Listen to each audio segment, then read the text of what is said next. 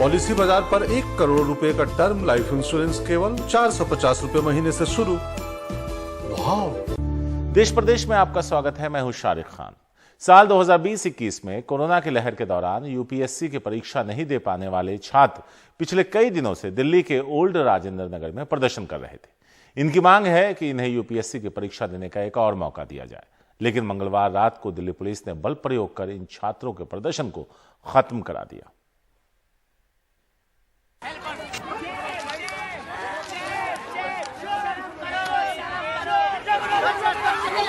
छात्र चीखते चिल्लाते रहे, पर पुलिस ने इनकी एक न सुनी। इन्हें घसीटा, पीटा और हिरासत में भी ले लिया। ये छात्र जो पिट रहे हैं वो सब यूपीएससी यानी आईएएस, आईपीएस बनने की तैयारी कर रहे हैं, लेकिन कोरोना के चलते 2020-21 में यूपीएससी की परीक्षा नहीं दे पाए। कोई खुद कोविड पॉजिटिव था, किसी के पिता की मौत हो गई, तो कोई कंटेनमेंट जोन में फंस गया।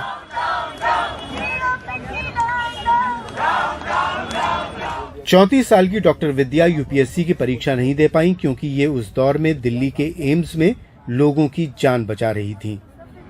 जब 2020 में कोविड आया था, हमने दिन रात सेवा की, 12 से 14 घंटे सेवा की। इन हाथों से हमने लाशों को उठाया जब यहाँ पे लाश उठाने वाले लोग नहीं थे। परिवारों में इतनी सारी मौतें हुई थी, हमने वीडियो लाइव करवा के परिवार वालों को अंतिम दर्शन करवाए थे। हमने जो मेहनत की थी, हमने कभी नहीं सोचा कि हमारी पढ़ाई जा रही है। हमने सोचा ये देश हमारा इस मेहनत को समझेगा, हमारे माननीय प्रधानमंत्री समझेंगे, जिन्होंने हमारे ऊपर हेलीकॉप्टर से फूल बरसाए थे।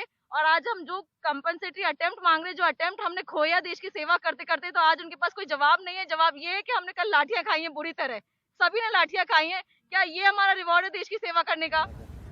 यहाँ मौजूद हर छात्र की यही कहानी है।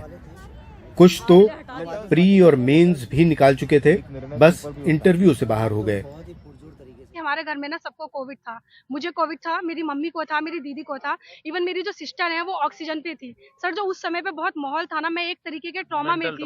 मेरा बहुत मेंटल ट्रॉमा था सर, मतलब पढ़ना तो बिल्कुल सर, जब पूरा देश मेंटल ट्रॉमा में था, सब उस स्थिति को देख रहे थे, तो फिर हम एस्पिरेंट उससे अलग कैसे हो सकते हैं।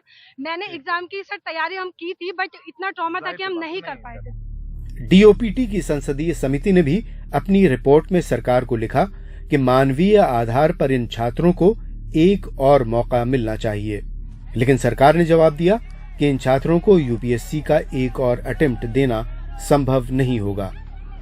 डीओपीटी ने एसएससी जीडी के छात्रों को मानवीय आधार पर आयु में 3 साल की छूट दी है, तो इन छात्रों का कहना है कि उन्हें भी ये छूट मिलनी चाहिए।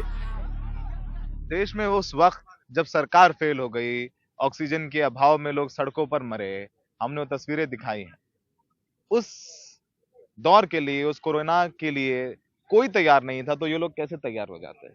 किसी के पिता की मौत हुई थी, किसी की माँ की मौत, कोई खुद कोविड पॉजिटिव था, कोई क्वारंटीन था, कोई कंटेनमेंट जोन में था। तो फिलहाल सरकार को तय करना है कि उस दौर में जब सरकार फेल हो गई, तो इन लोगों को भी एक मौका मिलना चाहिए। फिलहाल मौके के लिए जब ये लोग प्रयत्नशील हैं, तो लाठियां तो कम से कम इनको नहीं मारनी चाहिए। सहयोगी सुधीश कुमार राम के साथ दिल्ली से सौरभ शुक्ला, एनडीटीवी इंडिया। दिल्ली सरकार के हेल्थ मॉडल का सबसे बड़ा स्तंभ है मोहल्ला क्लिनिक, जो कुछ महीनों से खुद बीमार दिखाई दे रहा है। यहां दवा की किल्लत हो रही है और किसी तरह के टेस्ट भी नहीं हो पा रहे। आलम यह है कि यहां काम करने वाले कर्मचारियों को 2 से 3 महीने से वेतन तक नहीं मिला है। जब पूरे हालात की पड़ताल की गई तो पता चला कि कुछ अधिकारियों की कागजी कार्रवाई के चलते ऐसा हुआ है।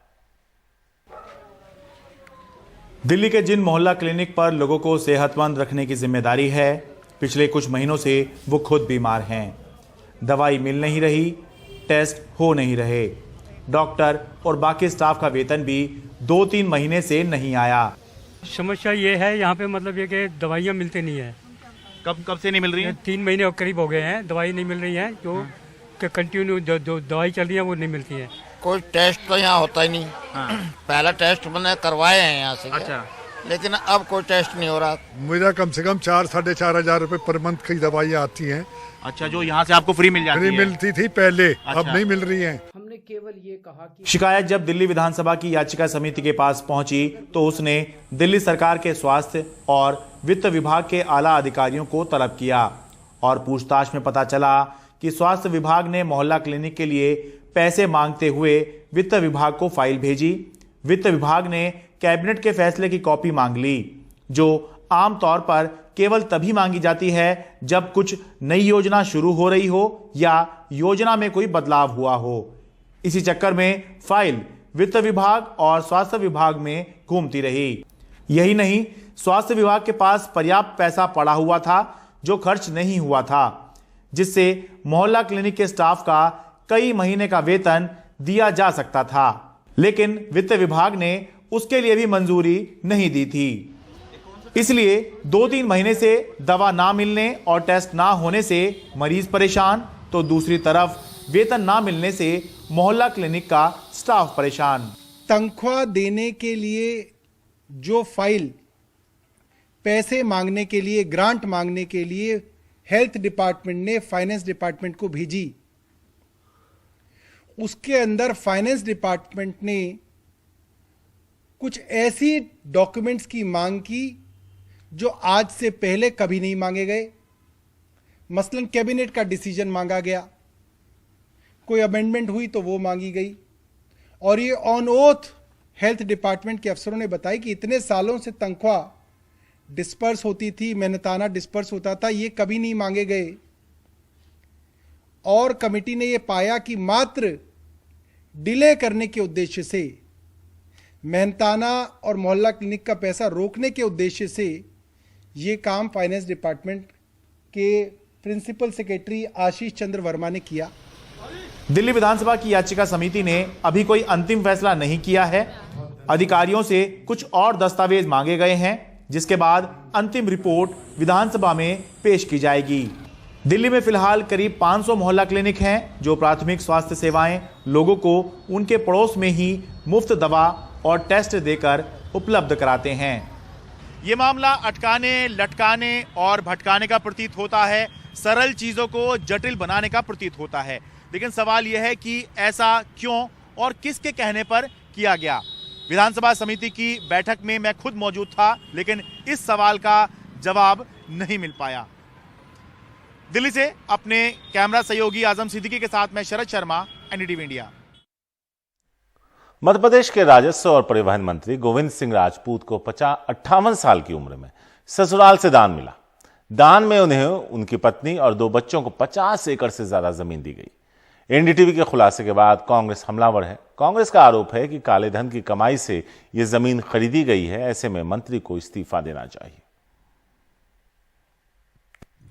सागर भोपाल रोड पर भापेल गांव में कल्पना सिंघई से 2021 में मध्य प्रदेश के राजस्व और परिवहन मंत्री गोविंद सिंह राजपूत के साले हिमाचल सिंह और करतार सिंह ने करोड़ों की ये जमीन खरीदी और अगले ही साल मंत्री और उनके परिवार को दान कर दी। मंत्री जी का ससुराल भोपाल से 80 किलोमीटर दूर सागर जिले के गिरहनी गांव में है, लेकिन परिजनों ने अपने गांव को छोड़कर अच्छी खासी दूरी पर ये जमीन खरीदी। बहरहाल दान में मिली जमीन के चलते सवालों के घेरे में आए मंत्री गोविंद सिंह राजपूत ने एनडीटीवी को जवाब देने के बजाय माइक ऑफ करने की और उसे धकेलने की कोशिश की। कांग्रेस कह रही है कि 58 साल में आपको दहेज मिला है ससुराल पक्ष से। बता देंगे आप, घबराओ नहीं, आपने वो जवाब तो दिया है कि गिफ्ट देने में कोई दिक्कत नहीं अपने ब्लड रिलेशन में देंगे, जो आराम से लंबा जवाब दे देंगे। बस एक छोटी क्योंकि ये थोड़ा इम्प्रॉपरिटी का मामला आता है कि पहले जमीन सिंचित थी फिर असिंचित हो गई, आपने इस पर बोला नहीं। क्या कह रहे हैं? आपको नहीं लगता कि भ्रष्टाचार की श्रेणी में है? क्या करें? और ठीक है आप तो ये गोविंद सिंह साफ हमारे सवालों से बचते हुए कि किस तरह से ज़मीन सिंचित या असिंचित थी, किसी भी बात का ये जवाब इस पर नहीं दे रहे हैं। हालांकि जवाब इनको देना पड़ेगा कि 50 एकड़ की ज़मीन इतने सालों बाद आखिर इनके ससुराल पक्ष से इनको गिफ्ट मिली और उसमें भी कई नियमों को शिथिल किया गया है। कांग्रेस इस मामले में भ्रष्टाचार के आरोप लगा रही है, मंत्री जी का इस्तीफा मांग रही है। ये शिवराज सिंह जी के मंत्रिमंडल में संभव हो सकता है।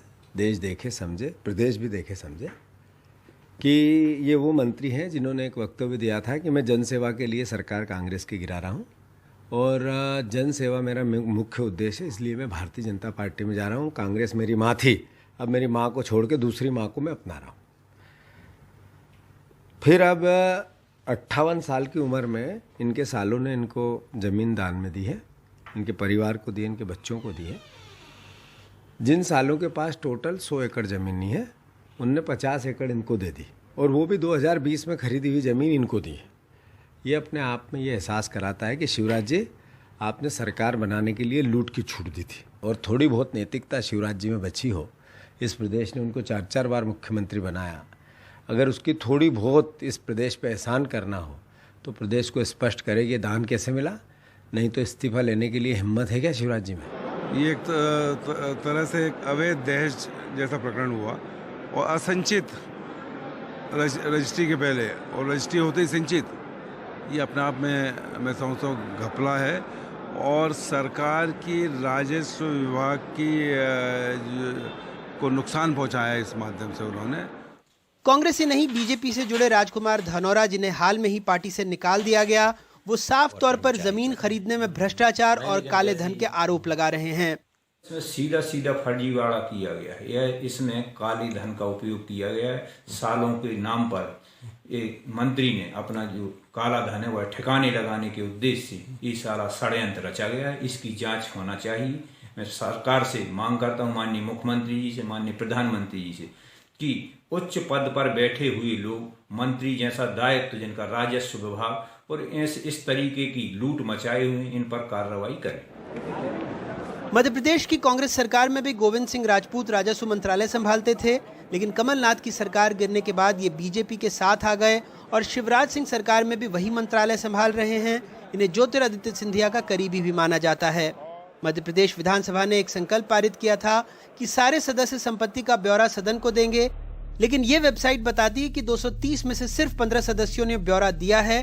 30 सदस्यों वाले मंत्रिमंडल में सिवाय मुख्यमंत्री और स्वास्थ्य मंत्री प्रभुराम चौधरी के किसी दूसरे मंत्री ने न खाऊंगा न खाने दूंगा वाली सरकार में संपत्ति का ब्यौरा देना जरूरी समझा। अखबार में, इश्तिहार में मध्य प्रदेश सरकार बता रही है कि कैसे उसने करोड़ों की जमीन माफिया के कब्जे से छुड़ाई, लेकिन उसी मध्य प्रदेश सरकार में किसी और पर नहीं, खुद राजस्व मंत्री पर आरोप लगे हैं कि करोड़ों की जमीन उन्होंने अपने नाम की, वो भी कई नियमों को दरकिनार कर। भोपाल से अपने कैमरा सहयोगी रिजवान खान के साथ अनुराग द्वारी, एनडीटीवी इंडिया।